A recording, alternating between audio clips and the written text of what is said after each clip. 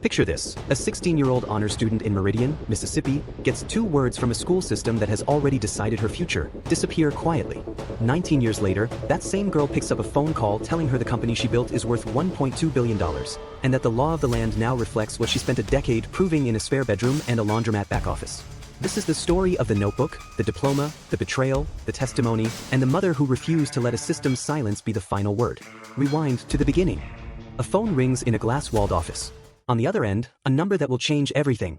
BrightPath has just been valued at $1.2 billion. The call came in at 9:04 on a Tuesday morning. A voice on the other end said the words, $1.2 billion, like they were reading a weather report. Jasmine Carter set the phone down, looked out at a parking lot in Jackson, Mississippi, and did not smile right away. She was thinking about a different phone call, 19 years earlier, that had gone very differently. Rewind to the beginning. A small city off Highway 45. A modest house with a carport.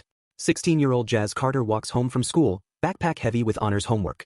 19 years before that phone call, Jasmine Carter was 16 years old and ranked 3rd in her class at Meridian High, on track for a scholarship her mother had been saving towards since she was born. Meridian was a small city that worked hard and didn't always get credit for it, and Jazz was, by every account, the kind of kid it was supposed to work for. Nobody in that house yet knew how much that was about to be tested. Jazz buys a pregnancy test with money meant for lunch, locks herself in a gas station bathroom, and waits. She bought the test with lunch money and a shaking hand, and she took it in a gas station bathroom because she could not risk taking it at home. 2 minutes felt like an hour.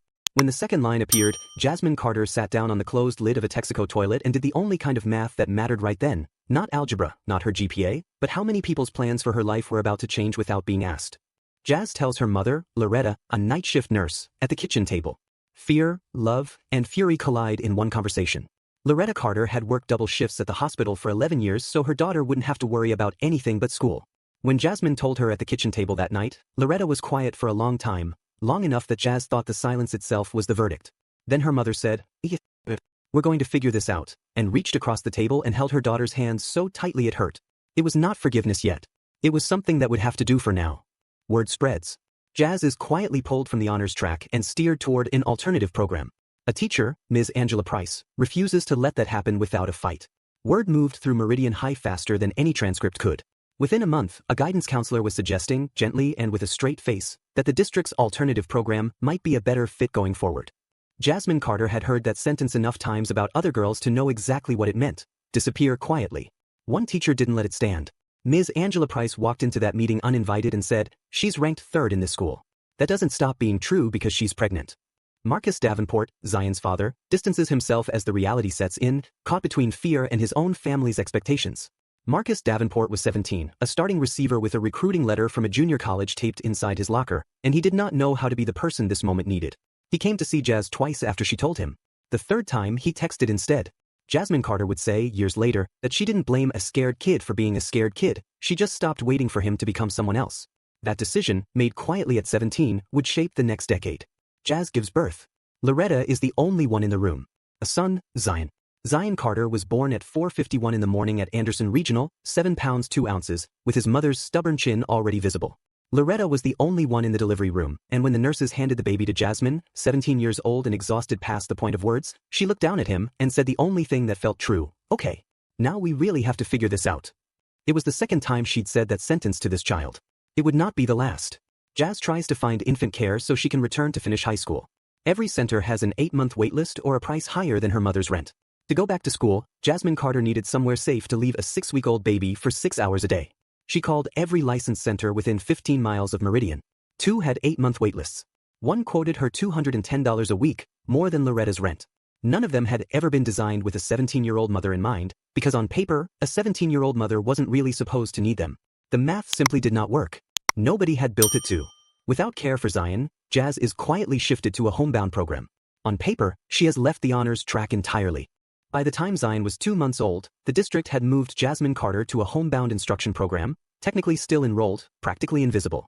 Her honors classes were reassigned. Her name came off the National Honor Society roster without anyone calling to explain why.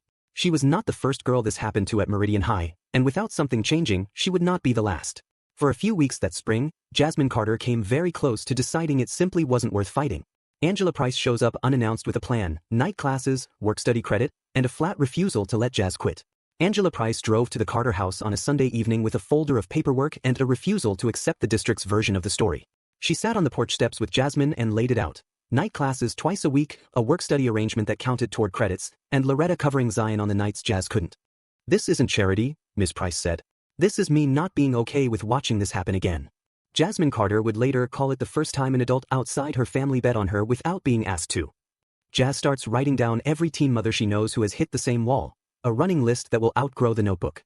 Somewhere in the middle of night classes and double shifts, Jasmine Carter started keeping a spiral notebook that had nothing to do with homework. On the first page she wrote down every girl she knew personally who had been pushed off track by the exact same math. No childcare, no flexibility, no system built to notice them. By the time the notebook was half full, she had 31 names. She titled the cover, in blue ballpoint pen, "The System That Doesn't Exist." She did not yet know it was the first line of a company. Jazz walks across a modest stage. Loretta holds Zion in the front row. Ms. Price watches from the faculty section, beaming. Jasmine Carter graduated on time, 18 months after the night at the kitchen table, walking across the Meridian High Gymnasium stage in a cap and gown while her mother held 9-month-old Zion in the front row and cried without trying to hide it. It had taken night classes, a work-study arrangement, and a teacher who refused to let the paperwork win. It had also taken every ounce of stubbornness Jasmine had. She would need every ounce of it again soon for something much bigger. Jazz posts a handwritten flyer organizing an informal childcare swap among teen mothers she knows, the earliest, clumsiest version of the idea. Before there was an app, there was a flyer, hand-lettered and pinned to a laundromat bulletin board. Teen moms, trade childcare hours, and no money needed, text G. For girls texted the first week. By the end of the month, 9 mothers were trading watched hours the way people trade favors, a system with no name, no funding and no technology, held together entirely by a group text and Jasmine Carter's memory of who owed whom. It worked. It also did not scale past 9 phone numbers and she knew it.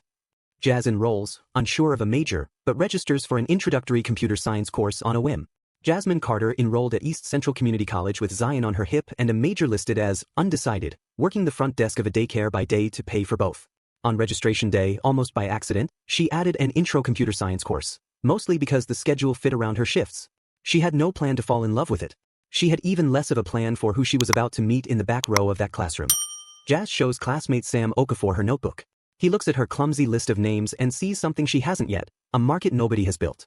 Sam Okafor noticed the notebook before he noticed anything else about her. A battered spiral thing, covered edge to edge in names and hours and values.